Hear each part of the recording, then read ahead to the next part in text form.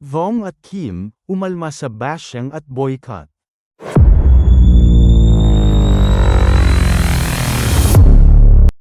Grabe rin talaga ang netizens kung mang-okray ng mga celebrity dahil may ginawa ito o nasabi na hindi nila bet.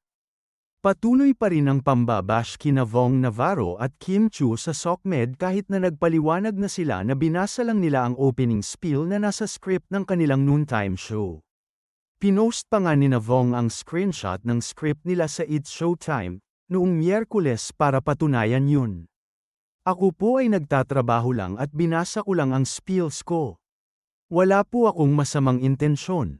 Love and peace. Tweet ni Vong sa kanyang X account. Pero imbes na tumigil ang pambabash ay mukhang mas lalong nanggigil ang ibang mga nasaktang netizens dahil inakalang may pinatamaan sila sa sinabi nilang word na deserve o deserve na nakasulat sa opening spiel script nila.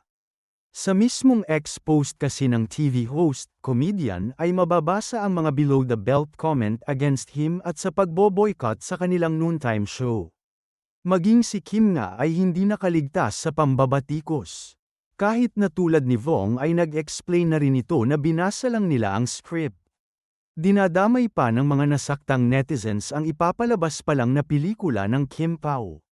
Nagbanta ang mga ito na ibo-boycott din nila ang My Love Will Make You Disappear, nina Kim at Paolo Avellino tulad ng pag-cancel nila sa It's Showtime. Pati ang mall shows ng Kim Pao sa Coronadal at Jensen ngayong March 16 ay ibo-boycott din daw. Nakakaloka. Samantala, nag-public apology na sa SOCMED ang netizen na unang pumiyok sa mga sinabi ng noontime show hosts at nagpakalat ng fake news. Pero heto ang sigaw ng fans ni Kim sa online world. Pero ano na magagawa nito? Nasir-on na si Kim Chiu, at hanggang ngayon, binabato pa rin ang masasakit na salita, dahil lang sa maling akala. Ni-retweet ni Kim ang nasabing komento kasama ang screenshot ng paghingi ng sorry ng lalaking unang nang-bash sa kanya.